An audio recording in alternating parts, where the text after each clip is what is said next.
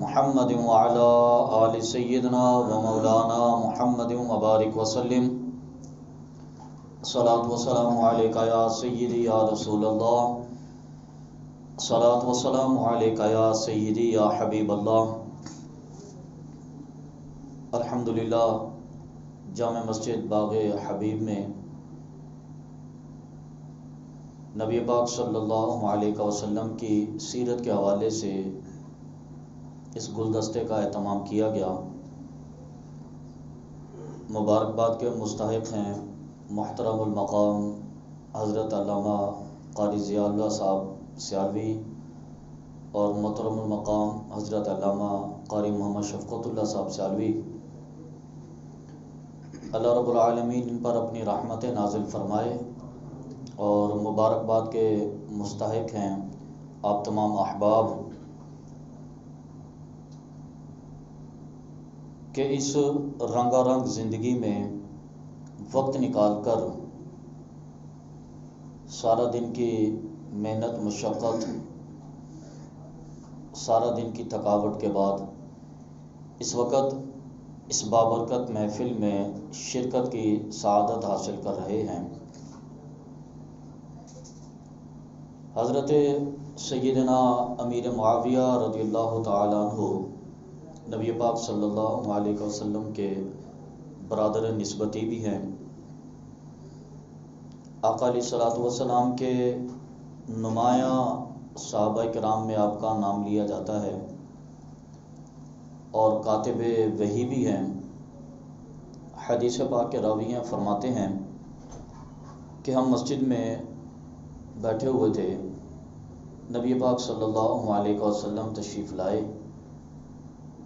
اور آقا علیہ الصلوۃ والسلام نے جو ایسے صحابہ کرام کا گلدستہ تھا مخاطب ہو کر فرمایا کہ ما جلسکم، کہ اے میرے صحابہ تم کس لیے بیٹھے ہو، وجہ کیا بیٹھنے کی؟ کوئی ریزن ہوگا، کوئی وجہ ہوگی. لوگ پوچھتے ہیں، آپ سے بھی پوچھیں گے کہ حاجی صاحب نماز تو اگر مکمل پڑھ لی جائے تو 8 بجے ختم ہو جاتی ہے، آپ 10 بجے گھر آ رہے ہیں، 10:30 بجے آ رہے ہیں، اب مسجد میں کیا کرتے رہے؟ کیوں بیٹھے تھے مسجد میں؟ ما جلسکم، تمہارے بیٹھنے کی وجہ کیا ہے؟ لوگ پوچھتے ہوں گے نا. آقا علیہ الصلوۃ والسلام نے پوچھا ما جلسکم، جلسنا نحمد اللہ و نذکر بما ہدانا بالاسلام. اے اللہ کے نبی، اے اللہ کے رسول، ہم اللہ تبارک و تعالیٰ کی حمد کے لیے بیٹھے ہیں، اللہ کا شکر ادا کرنے کے لیے بیٹھے ہیں کہ اس نے ہمیں دین میں اسلام عطا کیا. ومن علینا بکا، اور بیٹھنے کی وجہ یہ ہے کہ پھر اللہ نے ہم پر احسان کیا کہ بطور نبی تاجدار ختم نبوت عطا کر دیا. ومن علینا بکا، حضور آپ کے ساتھ ہم پر احسان کیا، یہ ہمارے بیٹھنے کی وجہ ہے.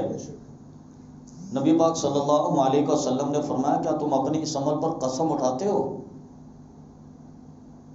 عرض کی کہ واللہ، اللہ کی قسم ہم اسی لیے بیٹھے تھے. آقا علیہ السلام نے فرمایا کہ میرا قسم اٹھانے کا مقصد یہ نہیں تھا کہ مجھے تم پر اعتماد نہیں تھا، یہ وجہ بھی نہیں تھی کہ تم نے غلط بیانی کی ہوگی، بلکہ فرمایا کہ ابھی ابھی جبریل امین میرے پاس آئے اور آ کر عرض کی کہ اے اللہ کے نبی، آپ کے صحابہ کرام کے اس عمل کی وجہ سے اللہ تبارک و تعالیٰ فرشتوں کے درمیان میں فخر فرماتا ہے کہ اللہ کے نبی کے امتی ایک مقام پر بیٹھیں اور ان کا مقصود ہو اللہ کا ذکر کرنا، ان کا مقصود ہو اللہ کی حمد و ثنا کرنا. اللہ کے نبی کے امتی عشق اور محبت میں ایک جگہ پر بیٹھیں اور ان کا مقصد ہو اللہ تبارک و تعالیٰ کے نبی کی آمد پر اس کا شکر ادا کرنا، اللہ تبارک و تعالیٰ کے نبی کا امتی ہونے پر فخر کا اظہار کرنا. تو یہ دو عمل اللہ کی بارگاہ میں بڑے مقبول ہیں. تو الحمدللہ دنیا کی اس رنگا رنگ کیفیت میں کوئی شخص فلم دیکھنے میں مصروف ہے، کوئی ویڈیوز میں ہے، کوئی نیٹ چلا رہا ہے، کوئی پارک میں بیٹھا ہے، کوئی شاپنگ مال کے اندر ہے، کوئی بازاروں پہ، کوئی روڈوں پر ٹریفک میں ہے. لیکن اللہ تبارک و تعالیٰ نے آپ لوگوں کا انتخاب کیا کہ آپ یہاں پر بیٹھ کر اللہ تبارک و تعالیٰ کے نبی کی سیرت کے چیدہ چیدہ واقعات سماعت فرمائیں. ہماری زندگیاں ختم ہو جائیں، ہماری زندگیاں ختم ہو جائیں، سرکار کی سیرت کا باب ختم نہیں ہو سکتا. آقا علیہ الصلوۃ والسلام کے پیدا ہونے سے لے کر آقا علیہ الصلوۃ والسلام کے وقت وصال تک اللہ کہ آپ کی زندگی کا ایک ایک لمحہ، آپ چاہے گھر میں ہو، چاہے بازار میں ہو، چاہے آپ مسجد میں ہو، چاہے پہاڑوں پر ہوں، یہ آقا علیہ الصلوۃ والسلام بطور تاجر بازار میں تھے، یا آقا علیہ الصلوۃ والسلام بطور تاجر قافلے کے ساتھ تھے. آپ کی زندگی کا ہر لمحہ ایک معجزے کی شکل ہے. ہر لمحے میں کوئی نہ کوئی معجزہ ہے. اگر ہم پوری زندگی بیان کرتے رہے، بلکہ 1400 سال گزر گئے آقا علیہ الصلوۃ والسلام کے معجزات کو مبلغین اور واعظین بیان کرتے رہے، لیکن ختم تو نہیں ہوا سیرت کا پہلو. بلکہ آج اگر آقا علیہ الصلوۃ والسلام کی سیرت کا آغاز کیا جائے تو تصور میں آتا ہے کہ شاید یہ 1400 سال ایسے ہی گزر گئے، آقا علیہ الصلوۃ والسلام کی سیرت کا ایک باب بھی مکمل نہیں ہو سکا. تو آقا علیہ السلام کی سیرت کے کچھ پہلو مختلف انداز میں آپ کے گوش گزار کروں گا. نبی پاک صلی اللہ علیہ وسلم اگر آپ بطور شوہر تھے تو آپ نے اپنی زندگی اس انداز میں گزاری کہ سب کے لیے رول ماڈل بن گئے. بطور امام مسجد، بطور سپہ سالار، بطور تاجر، بطور معلم، آقا علیہ الصلوۃ والسلام نے مختلف جہاد کے ساتھ تربیت فرمائی. اللہ رب العالمین نے فرمایا کہ لقد کان لکم فی رسول اللہ اسوۃ حسنہ، اے لوگو میرے حبیب کا اسوہ حسنہ تمہارے اندر ہے. آقا علیہ الصلوۃ والسلام کے اسوہ حسنہ کے ایک ایک پہلو اگر تم اپنی زندگی کے اندر لے آؤ تو تمہاری زندگی دنیا میں بھی اور آخرت میں بھی کامیاب ہو جائے گی. حضرت سلمان فارسی رضی اللہ تعالیٰ عنہ واقع علیہ الصلوۃ والسلام کے حوالے سے بیان فرماتے ہیں، یہ حدیث پاک سیاہ ستہ کی اکثر کتب میں ذکر کی گئی. حضرت سلمان فارسی ان کی عمر کے بارے میں مورخین نے لکھا کہ تقریباً 350 سال ان کی عمر مبارک تھی. ایک روایت میں 250 سال بھی آئی ہے، لیکن ایک روایت میں 350 سال کی آئی ہے. 350 سال ان کی حیات مبارکہ تھی. ایک پادری کی خدمت کرتے تھے عیسائیت کے مذہب میں، طویل عرصہ خدمت کی. پادری کے جب مرنے کا وقت آیا، آپ نے سوال کیا کہ ساری زندگی آپ کی خدمت کی ہے. اس نے کہا کہ فلاں علاقے میں چلے جاؤ، اس وقت میری نظر میں بہترین عالم جو ہے کتاب کا وہ شخص ہے. اس کے وصال کے بعد حضرت سلمان فارسی اس پادری کے پاس چلے گئے، اس مقام پر اس کی خدمت بھی کرتے رہے. خدمت کے طویل عرصے کے بعد اس پادری نے کہا کہ اگر تمہیں ایسی بات بتاؤں جو زمین اور آسمان کے اندر بڑے تعجب خیز ہے. آپ نے فرمایا کہ ضرور. اس نے کہا کہ تم میرے بعد یثرب چلے جانا. میرے بعد، یہ میں آقا علیہ السلام کے ہجرت سے پہلے کے لفظ کی بات کر رہا ہوں. میرے بعد تم یثرب چلے جانا، وہاں پر آخری نبی حضرت محمد صلی اللہ علیہ وسلم ہجرت کر کے تشریف لائیں گے. جب وہ وہاں پر آ جائیں تو اس کی اتباع میں داخل ہو جانا. حضرت سلمان فارسی کہتے ہیں کہ میں نے ایک سوال کیا کہ اس نبی کی معرفت کی کوئی علامت؟ ایسے تو پتہ نہیں کتنے ہوں گے نبوت کا دعویٰ کرنے والے، میں کس کس کو چھانتا پھروں گا، کس کو کھنگالتا پھروں گا، کوئی علامت؟ تو اس پادری نے کہا کہ اس نبی کی علامت یہ ہے کہ وہ صدقہ نہیں لیتا. اس نبی کی علامت یہ ہے صدقہ نہیں لیتا، لیکن اگر تحفہ پیش کیا جائے تو وہ قبول کر لیتا ہے. اور تیسری علامت اس نبی کی یہ ہے کہ اس کے 2 کندھوں کے درمیان میں مہر نبوت ہے. اب فرماتے ہیں کہ اس کے وصال کے بعد میں وہاں سے آیا، راستے میں قافلے والے گزر رہے تھے. میں نے ان سے پوچھا فلاں علاقے میں جانا، انہوں نے مجھے اکیلے سمجھ کر گرفتار کر لیا. مدینے میں لا کے انہوں نے مجھے بیچ دیا، ایک یہودی نے خرید لیا. فرماتا ہے کہ مجھے خریدنے کے بعد اس نے اپنے باغوں پر کام کاج کے لیے لگا دیا. یثرب کی بات، مدینے کی بات ہے. مدینہ چونکہ آقا علیہ السلام کی آمد سے پہلے یثرب تھا، اور یثرب کہتے ہیں بیماریوں کے مرکز کو، بیماریوں کے گڑھ کو. آقا علیہ الصلوۃ والسلام کی آمد سے پہلے مدینے کی آب و ہوا کچھ ایسی تھی کہ جو بھی یہاں پر آتا وہ بیمار ہو جاتا، جو بھی یہاں پر آتا۔ یہ نبی پاک صلی اللہ علیہ وسلم کے آمد کے بعد کی بات ہے کہ آقا علیہ الصلوۃ والسلام کے دم سے، سرکار کی برکت سے اللہ تبارک و تعالیٰ نے مدینے کی فضا کو صحت مند بنا دیا۔ اور اعلیٰ حضرت امام احمد رضا خان بریلوی علیہ رحمت فرماتے ہیں کہ حضور کی آمد کے بعد وہ یثرب جو بیماریوں کا مرکز تھا، اب وہ مدینہ تو نبی ہو گیا۔ اب اگر کوئی شخص مدینے کو یثرب کہے گا تو اس کے لیے توبہ لازم ہے، کیونکہ وہ بیماریوں کا مرکز نہیں ہے۔ جہاں پر تاجدار مدینہ ہو وہاں پر بیماریاں ہوں، ایسا نہیں ہو سکتا۔ لوگوں کے تو نصیب چمک جاتے ہیں حضور کی آمد کے بعد۔ تو حضرت سلمان فارسی کہتے ہیں کہ میں باغ میں کام کر رہا تھا، اچانک میں نے فضا میں شور سنا، طلع البدر علینا، اچانک آواز ہے طلع البدر علینا۔ فرماتے ہیں کہ میں بڑا حیران ہوا، میرے دل میں فوراً یہ خیال پیدا ہوا، تصور آ گیا کہ وہ آخری خاتم النبیین یقیناً مدینے میں آ گئے۔ فرماتے ہیں کہ میں کھجور کے درخت پر کام کر رہا تھا، میں فوراً وہاں سے نیچے اترا اور میں نے جس لباس میں تھا وہی لباس پہنا ہوا تھا، کھجوروں کا خوشہ میرے ہاتھ میں تھا اور میں بھاگا وہاں سے۔ کہنے لگے کہ میرا مالک یہودی سمجھا کہ شاید غلام فرار ہو گیا، وہ میرے پیچھے بھاگا۔ میں نے اسے کہا نہیں نہیں بے فکر ہو، میں بھاگ نہیں رہا، میں ابھی آتا ہوں واپس۔ وہ کھجوروں کا خوشہ لے کر میں گیا، میں نے دیکھا نبی پاک صلی اللہ علیہ وسلم مدینے میں تشریف لائے۔ میں نے وہ کھجوریں آقا علیہ الصلوۃ والسلام کی بارگاہ میں پیش کی، حضور کی بارگاہ میں وہی کھجوریں پیش کی۔ آقا علیہ السلام نے فرمایا کہ ہم صدقہ نہیں لیتے۔ اب سرکار کے الفاظ سماعت کی، سرکار نے فرمایا ہم صدقہ تو نہیں لیتے؟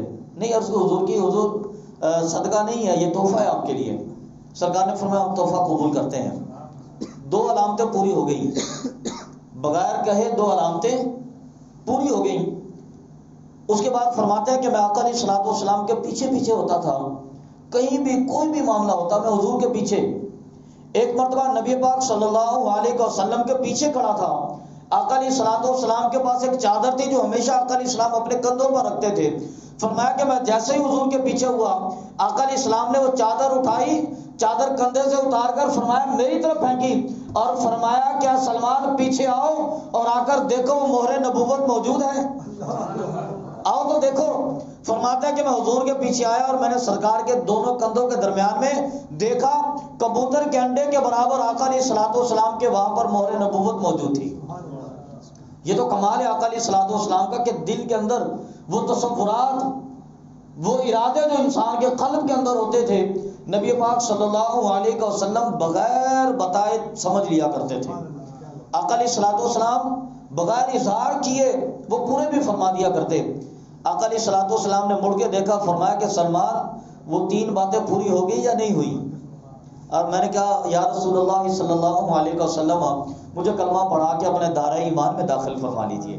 یہ آقا علیہ الصلوۃ والسلام کی سیرت کا ایک شاندار پہلو تھا کہ نبی پاک صلی اللہ علیہ وسلم اس اخلاق کے ساتھ، اس محبت کے ساتھ پیش آتے تھے۔ حدیث پاک میں آتا ہے صحابہ کرام نبی پاک صلی اللہ علیہ وسلم موجود تھے، ایک وادی تھی۔ یہ آقا علیہ الصلوۃ والسلام کی خانگی زندگی کے حوالے سے دو چار باتیں میں عرض کروں گا۔ نبی پاک صلی اللہ علیہ وسلم صحابہ کرام کے ساتھ بیٹھے تھے ایک وادی میں، ایک بوڑھی لاٹھی کے سہارے چلتی ہوئی آقا علیہ الصلوۃ والسلام کے سامنے آئی۔ فرمایا اتنی زیادہ بوڑھی تھی، اتنی زیادہ بوڑھی تھی کہ اس کی کمر جھک گئی تھی، وہ لاٹھی کے سہارے بمشکل اپنی کمر کو ٹیک کے چلتی تھی، سر کے اوپر ایک چھوٹی سی گٹھڑی بھی رکھی ہوئی تھی۔ نبی پاک صلی اللہ علیہ وسلم نے جب اس کو دیکھا تو آقا علیہ الصلوۃ والسلام فوراً کھڑے ہو گئے۔ سرکار فوراً کھڑے ہوئے، آقا علیہ السلام نے اپنے مبارک کندھوں سے چادر اتار کر زمین پر بچھائی اور آقا علیہ الصلوۃ والسلام نے اس بوڑھی عورت کے سر سے گٹھڑی کو اتار کے زمین پہ رکھا اور آقا علیہ الصلوۃ والسلام نے اپنے ہاتھوں سے پکڑ کر اسے چادر پر بٹھایا۔ حضور سے باتیں کرنے لگے۔ بوڑھی تھی، اتنی نقاہت، اتنی کمزوری کہ کمزوری کے مارے آواز نہیں نکلتی۔ آقا علیہ السلام اس کی بات کو سننے کے لیے کانوں پر ہاتھ رکھ کے اس کے قریب ہو جاتے اس کی بات سننے کے لیے۔ قوت سماعت بہت کمزور ہو گئی۔ آقا علیہ السلام اپنی بات سنانے کے لیے کانوں منہ پہ ہاتھ رکھ کے اس کے کانوں کے پاس ہو جاتے۔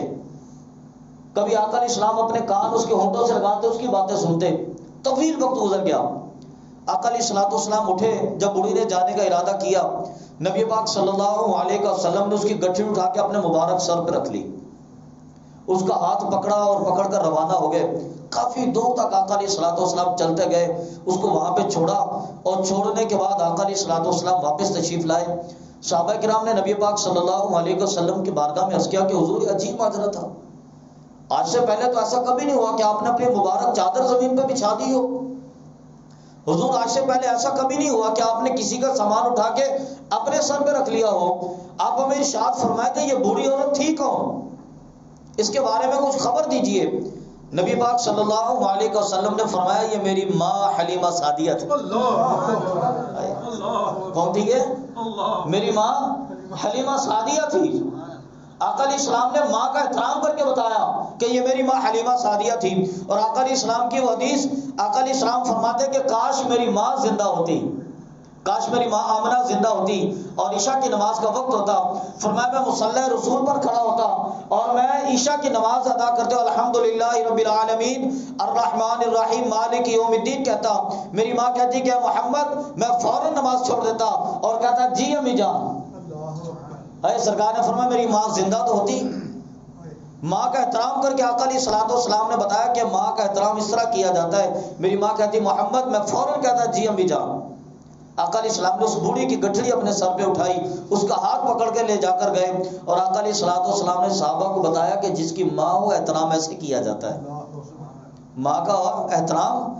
اور وہ روایت تو بڑی معروف ہے نا, آقا علیہ الصلوۃ والسلام نے حضرت موسیٰ علیہ الصلوۃ والسلام کا تذکرہ بھی کیا. فرمایا کہ ایک شخص تھا موسیٰ علیہ السلام کے زمانے میں.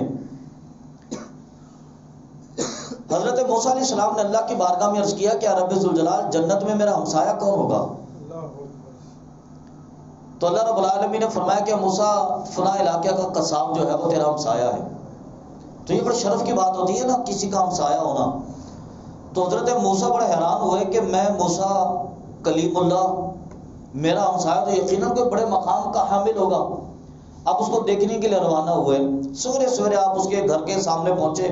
آپ نے دیکھا کہ وہ بندہ گھر سے برآمد ہوا, وہ اپنی دکان پر پہنچا. دکان پر جانے کے بعد اس نے جانور ذبح کیا. جانور ذبح کر کے اس کا گوشت ایک چھوٹا ٹکڑا اس نے نکال کر سائڈ پہ رکھ لیا اور پھر اس کے بعد وہ گوشت کاٹتا رہا, لوگوں کو بیچتا رہا. شام ہو گئی. شام ہونے کے بعد وہ وہاں سے اٹھا اور وہ اپنے گھر واپس چلا گیا. حضرت موسیٰ بڑے حیران کہ کوئی کمال تو نہیں ہے اس بندے میں, کوئی خاص بات تو نہیں ہے, کوئی خاص وظیفہ, کوئی خاص ذکر, کوئی خاص سیرت کا پہلو کچھ بھی نہیں تھا. اب تعجب سے اس کے ساتھ ساتھ چلے.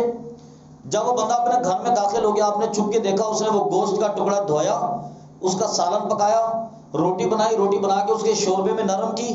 شوربے میں نرم کرنے کے بعد وہ روٹی کو پیالے میں ڈال کے اپنی ماں کے پاس گیا, اس کا ہاتھ منہ دھلایا. انتہائی بوڑھی ماں اس کی, وہ روٹی کے ٹکڑے اٹھا کے اس کے منہ میں ڈالتا رہا.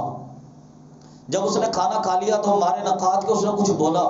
آواز بلند نہیں تھی لیکن اس بندے نے کان لگا کے سنا اور سن کے ہنسنے لگا, ہنس کے وہاں سے روانہ ہو گیا. حضرت موسیٰ علیہ الصلوۃ والسلام نے اس کو بلایا اور اس سے پوچھا بھی تیرا کیا عمل تھا؟ اس نے کہا بھی آپ کون ہیں؟ آپ نے فرمایا میرا نام موسیٰ ہے. وہ بڑا حیران ہوا, اچھا آپ حضرت موسیٰ علیہ السلام ہیں؟ آپ نے فرمایا ہاں میں حضرت موسیٰ ہوں کلیم اللہ. تو اس نے کہا کہ میری ماں روزانہ کھانا کھانے کے بعد, میں سارا دن محنت کرتا ہوں, مزدوری کرتا ہوں, شام کو آ کے جب کھانا تیار کر کے ماں کا ہاتھ منہ دھلا کے کھانا کھلاتا ہوں تو میری ماں محبت سے میرے لیے دعا کرتی ہے کہ جا اللہ تبارک و تعالیٰ تجھے جنت میں موسیٰ کا ہمسایہ بنا دے. میں روزانہ ہنس دیتا ہوں کہ امی جان کہاں موسیٰ جیسے جلیل القدر نبی اور کہاں مجھ جیسا گناہ گار آدمی, کہاں موسیٰ کلیم اللہ اور کہاں مجھ جیسا قصاب. میری یہ مجال کہ میں جنت میں داخل ہو کر موسیٰ کی ہمسائیگی کروں. لیکن حضرت موسیٰ نے فرمایا کہ تو خوش ہو جا, اللہ تبارک و تعالیٰ نے تیری ماں کی دعا کو قبول کر لیا اور جنت میں میرا ہمسایہ بنا دیا. ہو گئی دعا منظور. آقا علیہ الصلوۃ والسلام نے ماں کا احترام کر کے بتایا کہ اگر ماں ہو تو اس کا احترام یوں کیا جاتا ہے. اور آج کے معاشرے کی رنگا رنگی نے ہمیں اتنا پریشان کر دیا. کچھ کراچی کی فضا کا اثر بھی ہے کہ یہاں سے نوجوان حضرات کام کے لیے جاتے ہیں, 2 گھنٹے موٹر سائیکل پر انتہائی شدید ٹریفک کے اندر سفر کرتے ہوئے جب اپنی کمپنی میں یا اپنے آفس میں پہنچتے ہیں, 12 گھنٹے کی ڈیوٹی کے بعد پھر 2 گھنٹے کا سفر کرتے ہوئے گھر میں آتے ہیں, 16 گھنٹے 15 گھنٹے گزر جاتے ہیں. جب وہ گھر میں داخل ہوتے ہیں گھر میں داخل ہوتے ہی اگر والد کی یا والدہ کی کھانسی کی آواز آ جائے تو ہمارا مزاج خراب ہو جاتا ہے.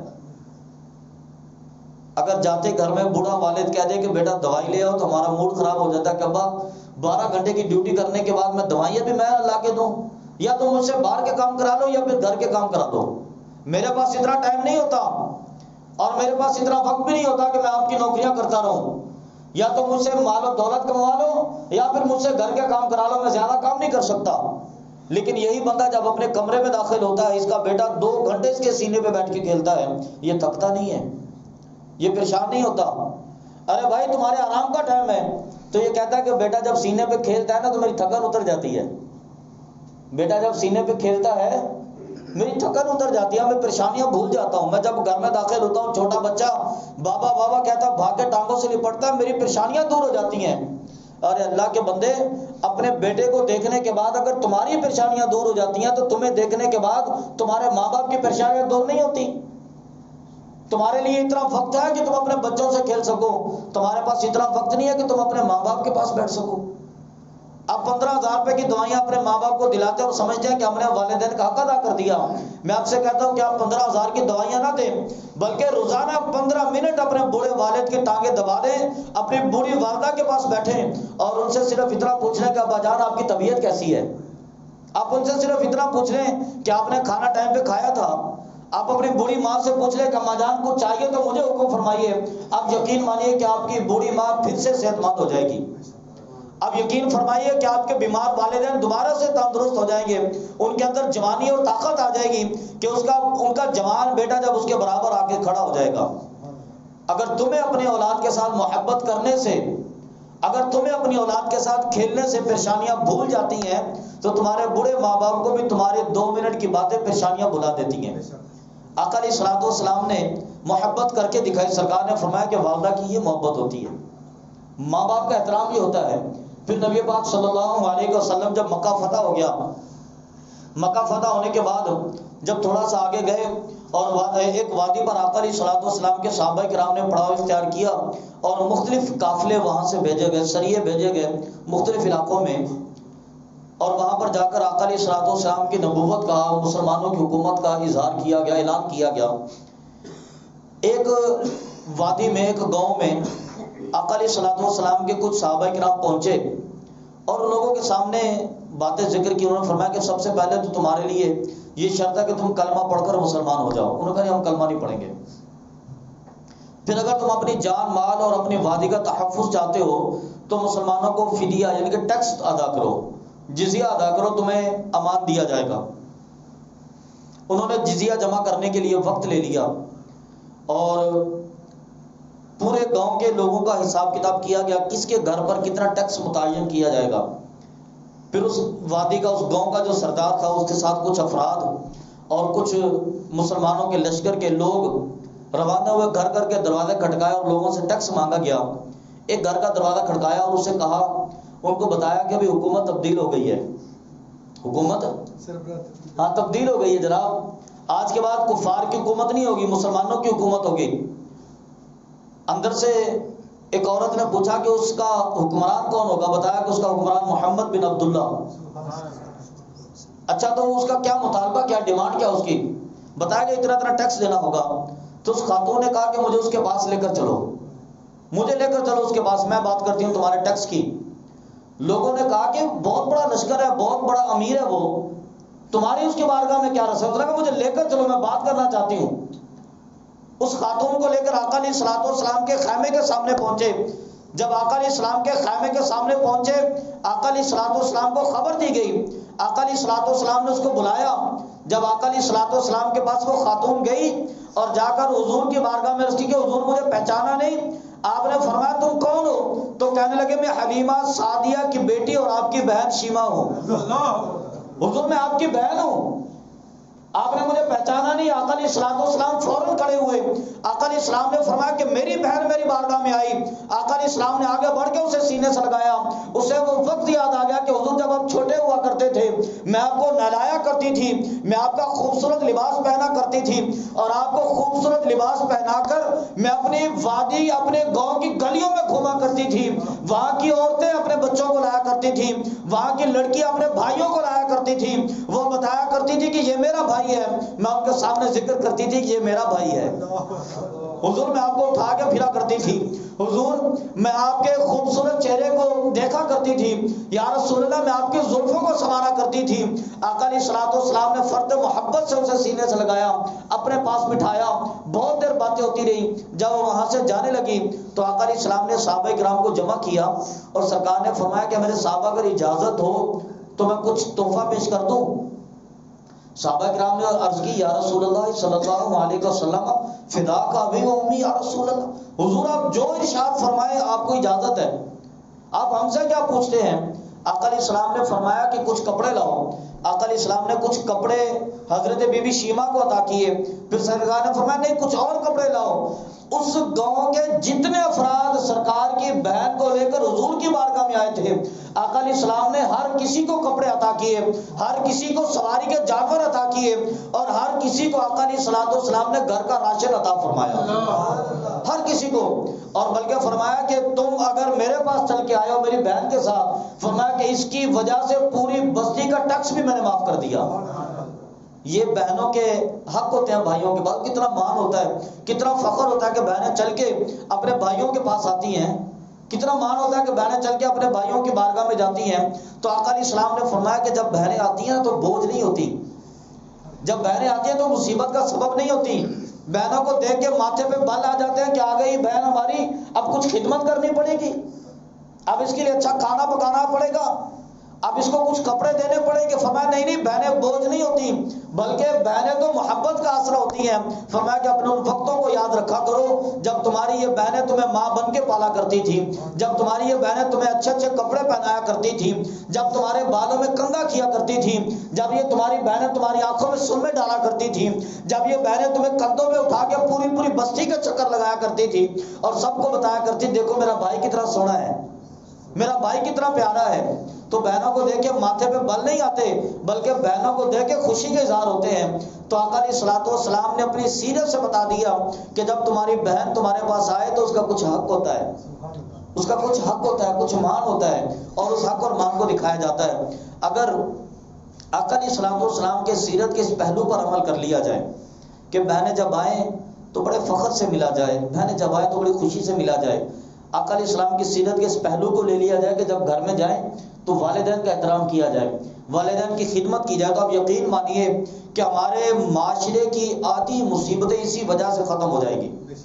ہمارے خاندان کی آدھی لڑائیاں اس بات پر ہوتی ہیں کہ بہنوں کو جائیداد میں حصہ دینا یا نہیں دینا، ہمارے خاندان کی آدھی لڑائیاں اس بات پر ہوتی ہیں کہ بہنیں جب گھر میں آتی ہیں تو بیوی کا موڈ خراب ہو جاتا ہے، اب اسے سمجھائیں کہ اللہ کی بندی یہ گھر تمہارا ہے، اس گھر پر حکومت بھی تمہاری ہے، میری بہن تو سال 6 مہینے بعد 2 دن کے لیے آتی ہے، میری بہن تو 7-6 مہینے بعد صرف 2 گھنٹے کے لیے آتی ہے، یہ ہفتے میں 1-8 دن کے لیے آتی ہے، تو اس کو خوشی سے برداشت کیا کرو، اس کو محبت سے برداشت کیا، 1 دن کی بات ہوتی ہے ساری، اس گھر پر تمہاری حکومت ہے۔